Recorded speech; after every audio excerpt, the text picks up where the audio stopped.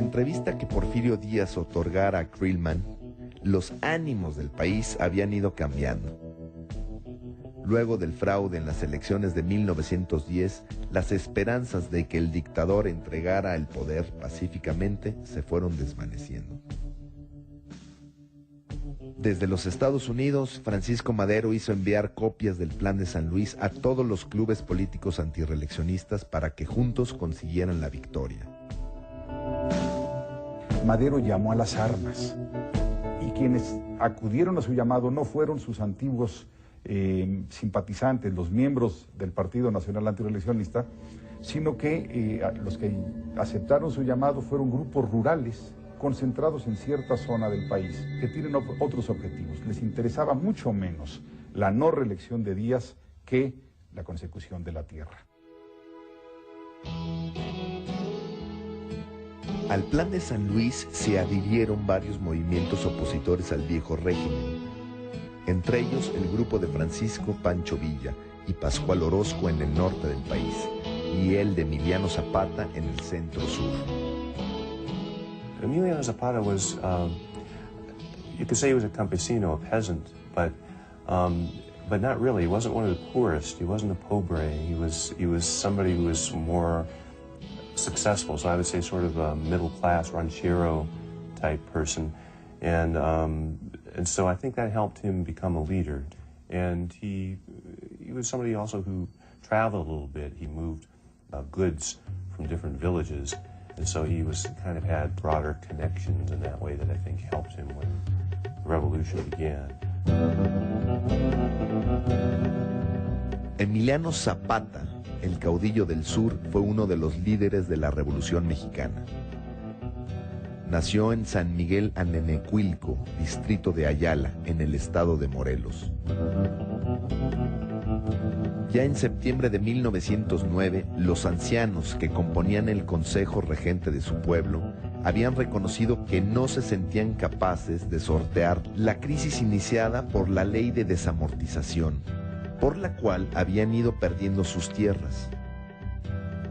Entregaron el poder a Zapata, quien fue electo presidente de la Junta de Defensa de las Tierras.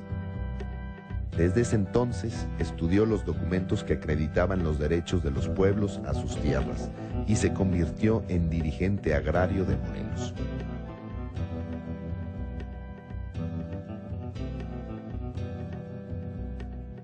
El zapatismo, estamos hablando de pueblos ancestrales, arraigados a la tierra, y que precisamente su movimiento armado es por la defensa de estas tierras que les fueron usurpadas. Zapata lo que quería es que los pueblos vivieran en paz.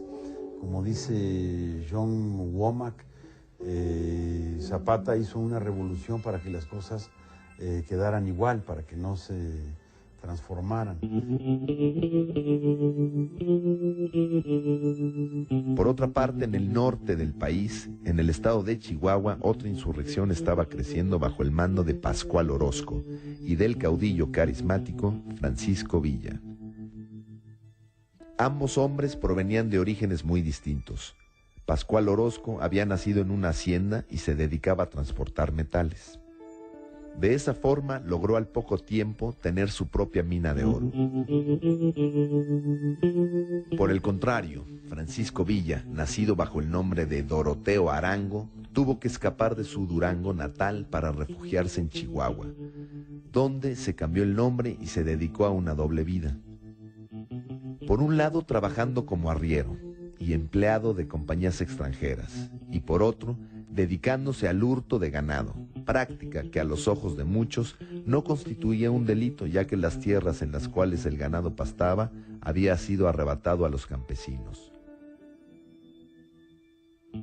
Villa es un hombre apenas ilustrado, mal escribe, montaba a caballo dejándose caer sobre un lado primero y después sobre el otro, y era capaz de estar horas y horas y horas cabalgando con este método. Era abstemio contra lo que se puede pensar y destruía las cantinas cuando entraba una población.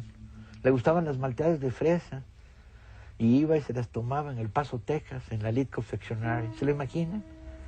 Personaje alto, lo pensamos en blanco y negro y pensamos que era moreno, y no, era lo que llaman en México un güero de rancho, de pelo color castaño, rizado, y entraba ahí con sus cananas y decía, todos malteadas de fresa. Un personaje singular. The Villistas are a little bit more diverse of a social movement, and that flavors what Pancho Villa stands for. Whereas Zapata, it's much more like a class movement with a very clear goal, which is land and liberty, summarizes it pretty well. Pancho Villa never really writes down what he wants nearly as clearly, and so historians argue, you know, to what degree did he really want to do land reform? To what degree did he really care about various aspects of social reform? The similarities are that they both have a kind of small town or village, lower class connection. So they're both popular leaders. And in the big history of the revolution, they're the two that are become the most mythified in a way.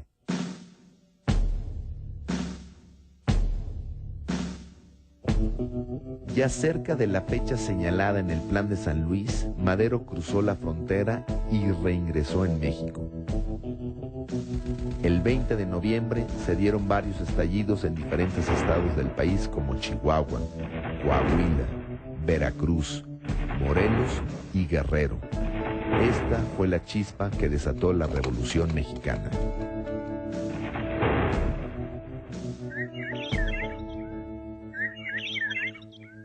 Zapata, dada el lugar, la región donde operaba más bien en forma de guerrilla. Francisco Villa tenía toda una división de muchos miles de soldados y enfrentaba al gobierno en grandes combates. Pero en el fondo, los dos eran representantes de la gente humilde. Conforme empezó a haber noticias de grupos revolucionarios que tenían éxito, el descontento social que existía tanto en las clases bajas como en las medias, desde luego, y en una buena parte también de las clases altas, pues se manifestó a favor y se fueron uniendo.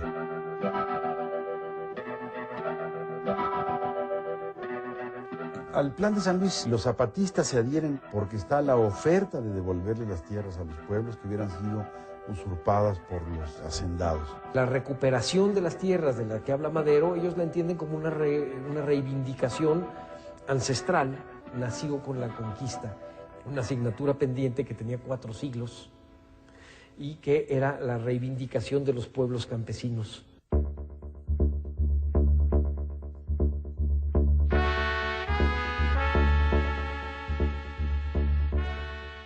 Todos los jefes de las fuerzas revolucionarias de Morelos, en reunión, nombraron a Emiliano Zapata, jefe supremo del Movimiento Revolucionario del Sur, que después pasaría a llamarse Ejército Libertador del Sur.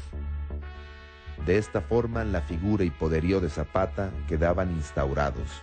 Era el jefe de una de las zonas de guerra más estratégicas, dada su proximidad con la Ciudad de México, centro del poder político y por tener acceso a los caminos de entrada y salida al Distrito Federal.